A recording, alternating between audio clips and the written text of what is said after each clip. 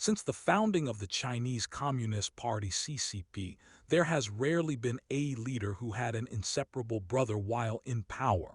Regarding the first generation, Mao Zedong, his two younger brothers passed away before the liberation.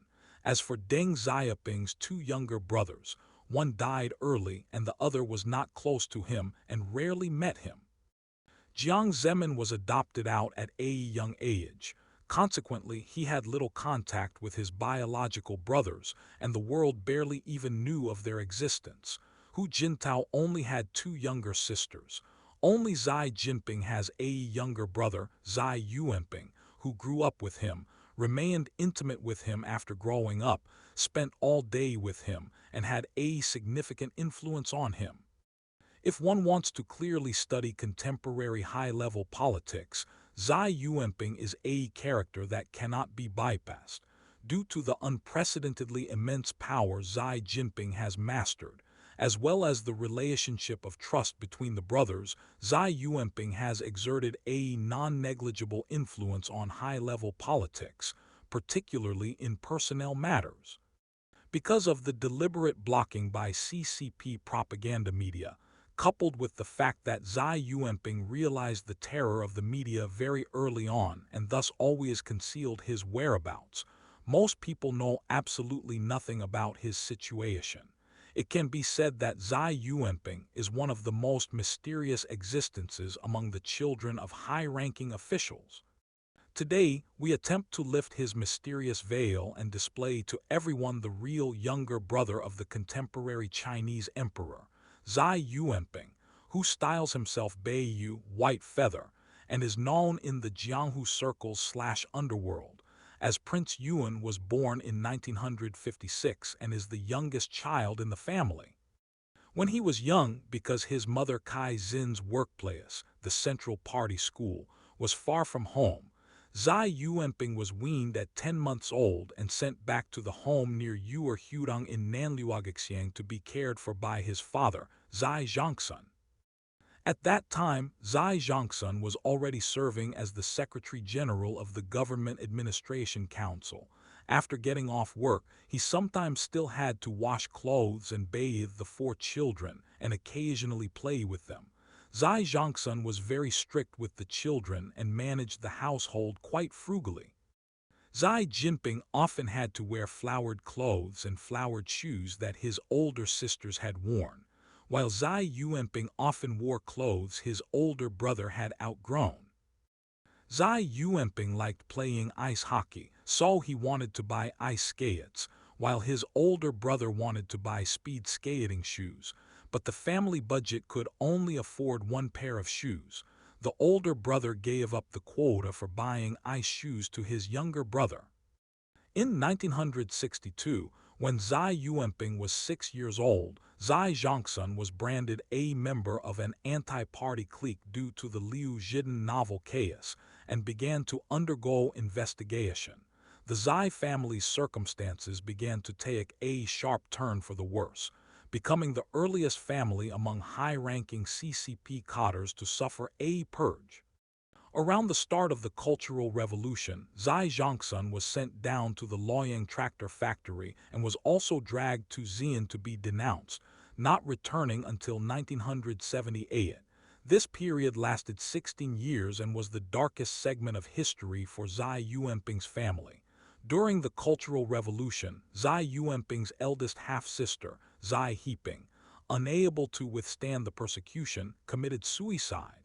His older brother Xi Jinping went to Shaanxi to join a production team, and his two older sisters went to the Production and Construction Corps to labor. Because he was the youngest son in the family, Xi Yuanping followed his mother to the Central Party School's May 7th Cadre School in Zihua, Henan, transferring from Beijing Beiyi Primary School to a local middle school. His mother and older siblings protected him as much as possible. This feeling of being the youngest son stayed with him throughout, allowing him to later resign and jump into the sea, go into business without scruples, without having to shoulder the family responsibilities. In 1972, the 16-year-old Xi Yuanping returned to Beijing and worked as a laborer at the Beijing Service Machinery Factory, beginning to work independently. Initially, he was a sand casting worker, a job that was dirty and exhausting, and later he transferred to being a lathe operator, which was slightly more relaxed. Although for those 4 years he ate only a box of plain rice, a spoonful of lard, and a pinch of salt with cabbage every day, he was named an advanced producer every year. Kai Zin still treasures the old, yellowed certificates to this day. These are likely the only certificates in Xi Yuanping's life. This was Xi Yuanping's first job, and also the first time he broke away from the shelter of his parents and older brother to face society independently. At this time, he had no external forces to rely on and had to rely on his own efforts to improve his position and environment. Therefore, he learned to lower his stature, learned to please his masters and leaders, and learned to navigate relationships. If Lianjia was Xi Jinping's university, these 4 years of life as a worker were Xi Yuanping's university and his rite of passage into adulthood. In 1975, Xi Zhongsun was released from custody and returned to Luoyang, and his living conditions began to improve. Xi Yuanping went with his brother to visit their father, and then followed his brother back to the rural village in northern Shaanxi to stay for a few days. There, he saw living conditions far more atrocious than those in his factory, leaving a lifelong impression on him. In 1978, Xi Zhongsun returned to power, successively serving as the second secretary and first secretary of Guangdong. Xi Yuanping also was admitted to the PLA Luoyang Foreign Language Institute. This school was affiliated with the General Staff Department of the PLA.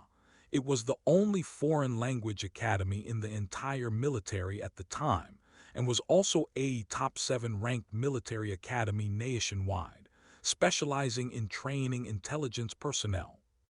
During admissions, this school did not place much weight on how good one's high school academics were, but placed great weight on family political background. Therefore, children of cotters who did not have family history problems with the CCP were easily admitted. If Xi Zhongsun had not been rehabilitated, it is estimated that Xi Yuanping would not have had the opportunity to attend this school. During college, Xi Yuanping often used his holidays to visit his father who was governing Guangdong, witnessing how Xi Zhongsun worked on site, and personally witnessing the wave of escapes to Hong Kong that Xi Zhongsun was dealing with. This became Xi Yuanping's first close-range observation of the decision-making and operational processes of the CCP bureaucracy, completing his political enlightenment.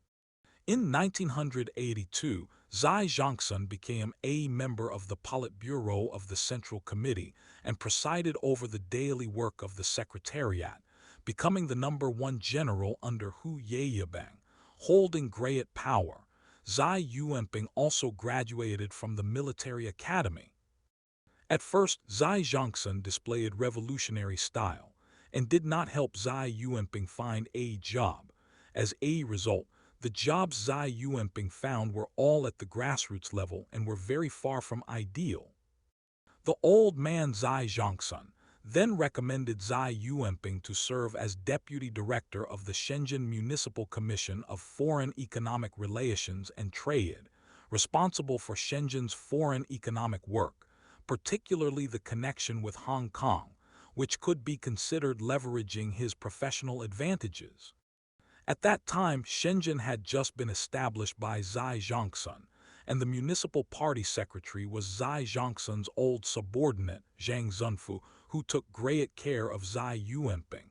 When Zhang Zunfu passed away in 2017, Xi Yuanping even wrote a dedicated memoir article.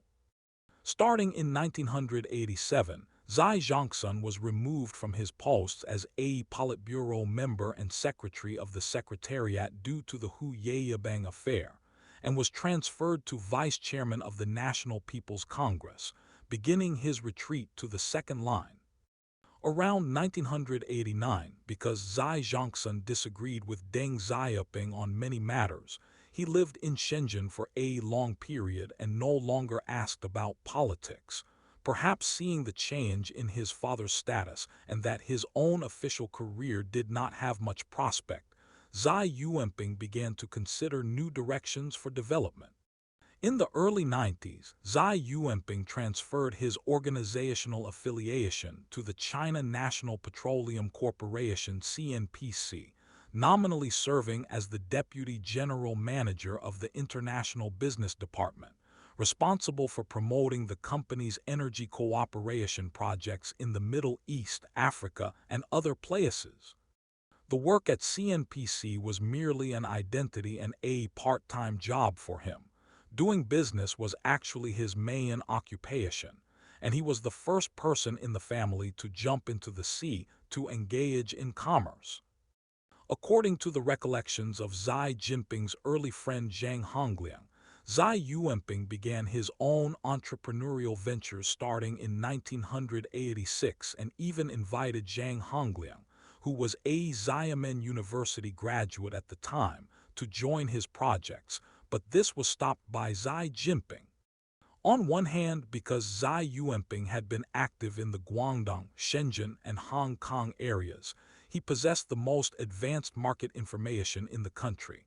On the other hand, he was connected to high-level relationships in Beijing and Guangdong, allowing him to secure various approvals and government relations. Although Xi Jinping had retired, some of the family's long-standing relationships remained, especially in the Guangdong and Shenzhen areas where his father had governed, as many government officials were his father's old subordinates. The Yi Jianying family, deeply rooted in Guangdong, was also a family friend. Due to the ups and downs of his father's career and the family's experiences, Xi Yuanping kept a very low profile and was very willing to cooperate with tycoons in Hong Kong and Shenzhen. Therefore, Xi Yuanping was considered quite a figure in Guangdong, capable of settling ordinary matters. His older brother was still in politics in Fujian at this time, and his influence was not yet significant, so Xi Yuanping did not rely much on his brother's connections. Xi Yuanping at this time was still a typical second-generation official, guan dai, and a playboy. He made many friends, played with many women, and mixed into many businesses. Because he had endured too much poverty in his childhood, having no faith, he needed to enjoy himself retributively. At this time, many stories about him circulated in the Jianghu, such as rumors that he possessed an overseas green card and stories about his rich love life. His family's reputation was also affected, and he was frequently blamed by his family. However, he was the youngest son in the family, and others could do nothing about him. Consequently, he detested the media deeply and began to shrink his circle of friends and conceal his tracks. From then on, there were rarely any rumors about him in the Jianghu. By the new millennium, Xi Yuanping realized that his status in a state-owned enterprise had created constraints on him, so he resigned from his position at CNPC and thoroughly threw himself into the sea of commerce. It was not until many years later, when Xi Jinping came to power, that his name reappeared in the public eye. Starting in 2003, Xi Jinping launched a charge for the next generation of the Standing Committee, and thus began an unprecedented high-level public relations campaign. Xi Yuanping was one of his generals. Many of Xi Jinping's old connections, such as Caio Shi, who was also a good friend of his uncle, had deep seniority within the CCP and represented the power of the reformist faction. Xi Yuanping often went to visit the old man on behalf of his brother. For important occasions, his brother would then make an appearance. There were also many red families, such as the Yi family in Guangdong, who had great influence within the party. Yi Xuaning had deep relations with elders like Lai Ruihuan and also controlled intelligence agencies like the Liaison Department of the General Political Department. Xi Yuanping had deep interactions with them, After Yi Xuanping passed away, Xi Yuanping specially rushed to Guangzhou to see him off. For instance, Zheng Qinghang's younger brother, Zheng Qinghui, had great influence in the arts sector and, like Xi Yuanping, liked female stars. Xi Yuanping got along very well with him, which was very helpful for consolidating the relationship with Zheng Qinghang. Since Xi Yuanping had worked at the bottom, he knew how to please others, so these tasks came naturally to him. And because of his relationship with Xi Jinping, his appearance could largely represent Xi Jinping. Therefore, when Xi Jinping was unable to split himself, or for some less critical occasions, Xi Yuanping could be sent to appear.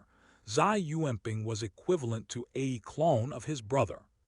It can be said that Xi Yuanping and Peng Liyuan were the two most powerful public relations generals under Xi Jinping, performing deeds of merit for Xi Jinping's ascent. In 2007, after Xi Jinping took office as the Secretary of Shanghai, he realized he was about to ascend to the Great Seat, so he repeatedly requested his family members to abandon their businesses to avoid being caught by opponents. What surprised even Xi Jinping himself was that the first one to respond was his little brother, Xi Yuanping. He closed down almost all his enterprises, which moved Xi Jinping greatly. Of course, he only closed down the enterprises he was obviously and directly involved in. As for other hidden businesses, they continued to exist even more covertly.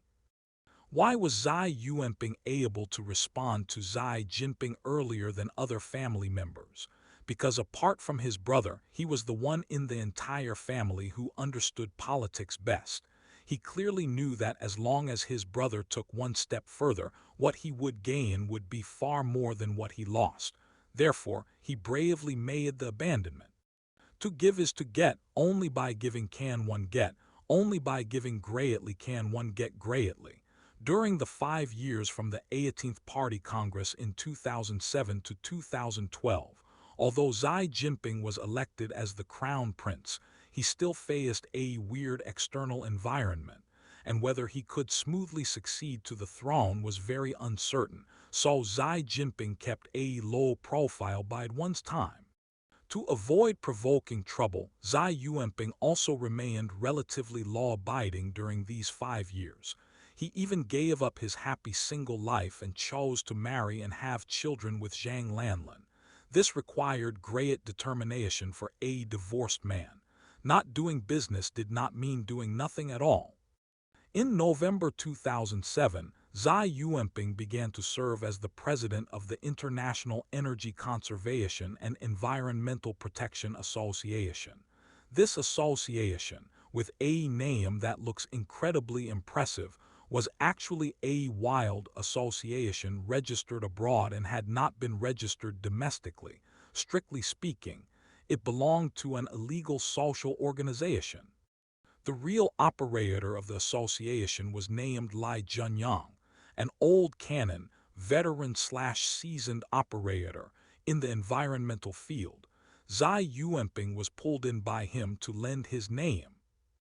And Xi Yuanping at this time also needed the identity and business card of a public welfare organization to prove that he had come ashore from the Sea of Commerce and was engaging in environmental causes. Both parties were willing, so they reached a cooperation. Therefore, Xi Yuanping was not enthusiastic about the work of this association. He merely helped them pull in a vice-chairman of the CPPCC to serve as honorary chairman.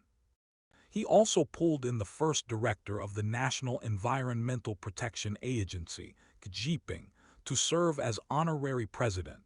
Because it was not registered with the Civil Affairs Organization, later a domestic organization took the name, and he could only suffer in silence, re-registering as the Beijing International Ecological Economy Association. The president of this new association later changed to academician Hao Jiming, who had served as the dean of the Department of Environmental Engineering at Tsinghua University. This academician Hao was the person who persuaded Chen Jining to return from the UK and gave up the dean position to Chen. thereby changing Chen Jinping's lifelong destiny. In 2015, Chai Jing's documentary Under the Dome exploded on the internet. Many people thought the International Energy Conservation and Environmental Protection Association was thanked at the end, but it was actually a misunderstanding. Chai Jing thanked the Natural Resources Defense Council. This association is not that association. If Xi Yuanping wanted to influence environmental policy, he would absolutely not use such a circuitous form. He could directly call the Minister of Environmental Protection or just say a word to his brother. The people who distrust and dislike mass media are not only Xi Jinping but also Xi Yuanping. With the efforts of the whole family, Xi Jinping was finally successfully elected General Secretary of the CCP Central Committee at the 18th National Congress in 2012, and Xi Yuanping's role was consequently repositioned.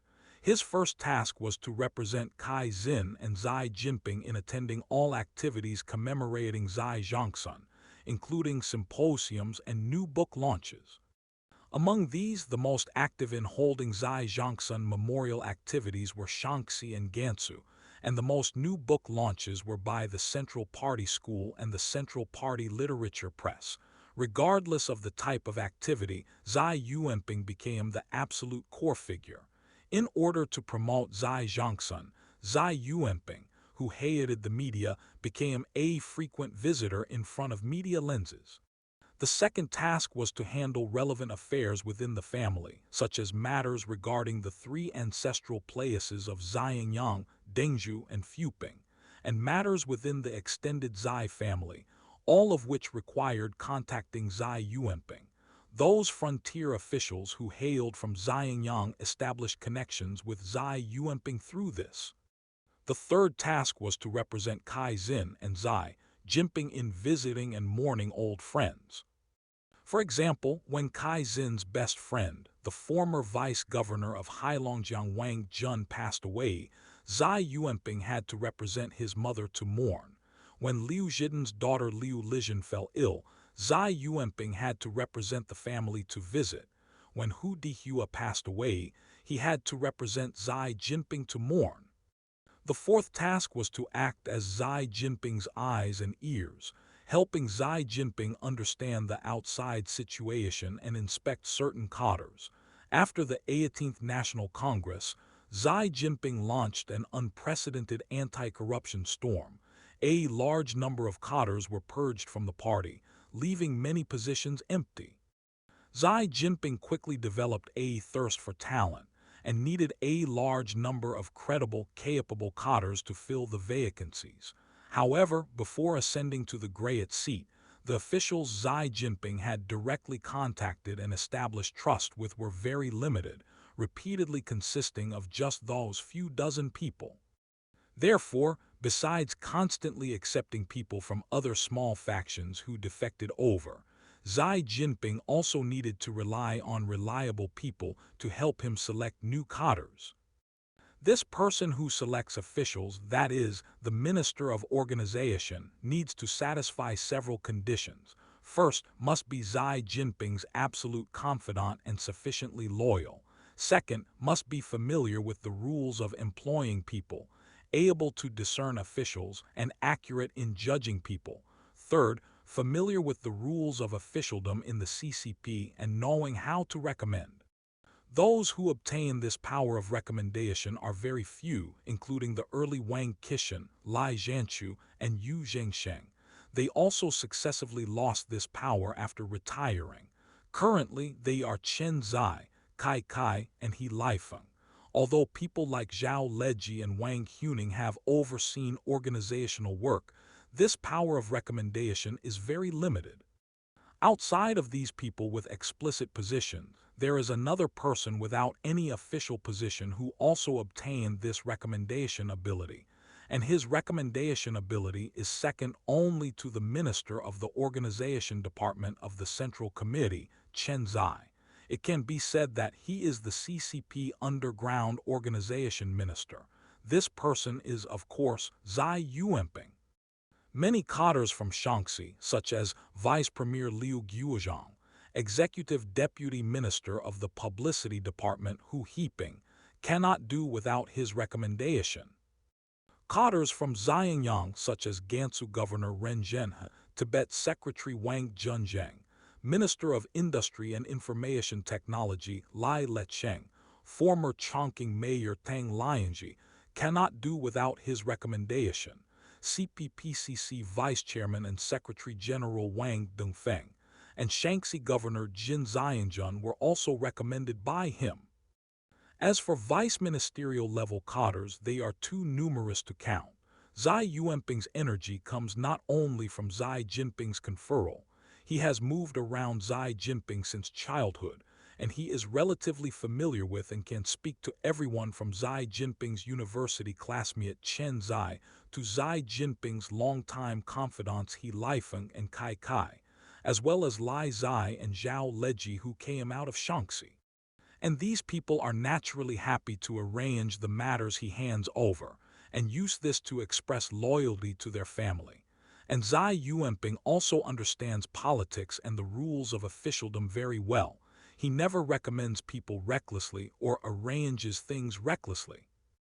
As Xi Jinping continuously consolidated power, the constraints on Xi Yuanping in business were also gradually loosened. At this time, he no longer needed to jump directly into the sea of commerce himself, but rather supported many of his own agents and white gloves proxies, and these red-topped merchants were also happy to act as his money bags, thereby obtaining his protection. The venture Xi Yuanping was most deeply involved in before the 18th National Congress was Mingxi Investment Group. Like Kai Kaiou Kiao's Yuanwei Fund, Mingxi Investment also hired an investment expert as the operator. However, the investment performance of this Mr. Gao Feng was not successful enough. Instead, he exposed a lot of inside information on Weibo, almost becoming a Weibo influencer. Despite this, Mingxi Fund still developed rapidly, with the scale under management quickly reaching tens of billions, and even participated in managing Shandong Province's 50 billion Blue Ocean Fund. Not only that, through operations on the new OC market NIC, Mingxi Fund first raised 1 billion yuan, then acquired physical enterprises, and quickly became a holding company valued at nearly 20 billion. If one were to name the entrepreneur with the best relationship with Xi Yuanping, strictly speaking, it is undoubtedly Zhang Jun of Sino Life Insurance. The two met when they were insignificant. With Xi Yuanping's support, Zhang Jun took over Sino Life Insurance initiated by Zhu Ming, transforming from a small merchant into an insurance tycoon. After rapidly expanding scale by relying on universal life insurance, Sino Life Insurance quickly became the most aggressive buyer in the capital market, successively acquiring multiple listed companies such as Gemdeal Corporation, Beijing Culture, and Nongchampan, and even raising placards buying significant stakes in Shanghai Pudong Development Bank 4 times. Yao Zhenhua of Forcia Life Insurance and Ambang Life Insurance can only be considered his juniors. Because of Xi Yuanping's relationship, Zhang Junbo, chairman of the China Insurance Regulatory Commission (CIRC), addressed Zhang Jun as chief to his face, gave green lights to Sino Life Insurance all the way, and even modified many regulations, giving Sino Life Insurance some innovative pilot policies that were exclusively theirs. Later, he even prepared to approve another license for Howd Life Insurance for Zhang Jun. When Sun Zhengkai was in power in Jilin, in order to rope in Zhang Jun, he strongly advocated transferring Jilin Trust and Dubin Insurance of Jilin to Zhang Jun, though this was not realized due to position changes. When Zhang Jun held an event in Jilin, Sun Jianyang, then director of the Fund Utilization Department of the CIRC, traveled specially to support it despite running a high fever. After Sun Zhengkai went to Chongqing, he arranged for Zhang Jun to become the fourth largest shareholder of the Bank of Chongqing. In 2016, Liu Zhaijing, vice governor of Guangdong province and former party secretary of Dongyuan, fell from grace during an inspection. Zhang Jun was taken away to assist in the investigation, and a large amount of other criminal clues were quickly discovered. The case regarding Liu Zhaijing quickly had a result, but there was no news regarding Zhang Jun's case until 2022, when Zhang Jun was released and returned to the company, becoming the quickest to come out among all private financial tycoons. Zhao Jianhua and Zhang Jun were partners. Zhang Jun's Sino Life Insurance held shares of Zhao Jianhua, and Zhao Jianhua's Tiannan Insurance held shares of Zhang Jun. The relationship between Zhao Jianhua and Xi Yuanping was likely also established through Zhang Jun, but as a senior white glove, Zhao Jianhua was better at flattery than Zhang Jun and quickly closed the distance with Xi Yuanping. One of the partners in the 50 billion ocean fund that Mingxi Fund set up in Shandong was Zhao Jianhua's Zhengde Global Investment. The Tomorrow Group Zhao's faction was originally a bad boy in the eyes of the Cirque, but because of the relationship with Xi Yuanping, it became a special object of preferential treatment by the Cirque. Xi Life Insurance quickly became one of the top life insurance companies in the country, and Zhang Junbo even approved an internet insurance license for the Tomorrow Group called Yuan Insurance, which was later acquired by Bide. In 2017, Zhao Jianhua was sent by the CCP to be escorted back to the mainland from Hong Kong and was later sentenced to 13 years.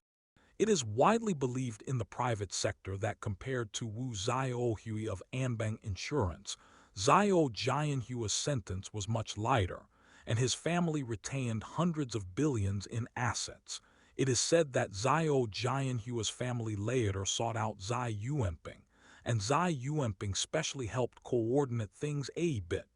For a political figure, what is displayed in front of the public and media is always a charitable, harmonious, and beautiful side. But do not ever think they are always like this. If you offend them, you will suffer their punishment and revenge. Although Xi Yuanping looks very kind, if you really offend him, you will feel his terrifying power. In July 2013, Wang Wenjai, chief reporter of the economic reference news of Xinhua News Agency, reported on Weibo with his real name that Song Lin of China Resources Group was suspected of corruption. The Central Commission for Discipline Inspection (CCDI) stated that it had received the report and was processing it according to procedure. But on July 25th thereafter, Song Lin appeared at the SASAC Awards ceremony and began to return to various forums and the two sessions after December, being perceived by the outside world as having escaped the whistleblower storm. It is said that after Song Lin received the report, he quickly sought help from his patrons Zheng Qinghang and He Guoqiang, and basically settled the matter. However, what surprised all circles was that in April 2014, reporter Wang Wenjai once again reported Song Lin's issues with his real name. Within 48 hours, the CCDI announced that Song Lin was undergoing organizational investigation. So, what exactly happened between the first and second reports that caused the CCDI attitude to undergo a 180-degree change, thereby overturning the opinions of Zheng Qinghang and He Guoqiang? This is a hidden story. Xi Yuanping has an ex-wife, surnamed Dai, who is the mother of Kai Mingzheng mentioned on the internet. Although they are divorced due to the years of marital relationship plus having a child, Ms. Dai's relationship with the Xi family remains very good, because her relationship with Peng Liyuan is very harmonious. Ms. Dai plays the role of Peng Liyuan's assistant, equivalent to half a head butler of the Xi family. As for Song Lin as an official skilled at climbing for the purpose of establishing contact with the Xi family, He was introduced by friends and met Ms. Dai. The result, a single woman and a dashing, deliberately ingratiating man accidentally crossed the line and engaged in a relationship that should not have happened. This made her ex-husband very angry. After all, no one wants to see their former woman having this kind of story with another married man. Thus, Song Lin began to face Xi Yuanping's fury. If you had no problems at all, it might have been manageable, at most a removal from office, but unexpectedly he was reported by someone and had so many problems. Comrade Xi Yuanping then rarely sought out the person in charge of the CCDI, and the latter very briskly instructed to handle it as soon as possible. They were still able to distinguish whether they should listen to Xi Yuanping or listen to the opinions of Zheng Qinghang and He Guoqiang.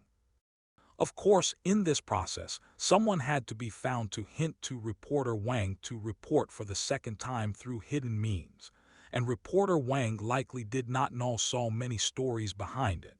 Many high-level officials of the CCP deliberately avoid relationships with their younger brothers and forbid them from using their power to participate in various businesses. For example, when Jiabao hated his brother when Jiahang using his name to do business, so when Jiahang could only do business sneakily. There are also some younger brothers of high officials who are in politics. They, the officials, may suppress their brothers' official positions to prevent them from being perceived as using their power to get promoted, taking care of their brothers without scruples, allowing them to openly represent themselves like Ling Jihua, Bo Zilai, Zheng Qinghang, and Xi Jinping. However, Ling Jihua's family has been uprooted, Bo Zilai's family is no longer what it used to be, and Zheng Qinghuai's influence is only concentrated in the cultural field. Only Xi Yuanping has become the first true emperor's brother and prince since the founding of the CCP. He is Xi Jinping's avatar, representing Xi Jinping in various occasions that are inconvenient to attend. He is also Xi Jinping's eyes and ears, helping Xi Jinping inspect cadres who have come over to surrender. He is also Xi Jinping's special envoy, able to handle many matters under the banner of Xi Jinping. Perhaps power has a spillover effect. When a person's power is large enough, it spills over to the surroundings, causing the people around them to be more or less stained with this power. Thank you for watching.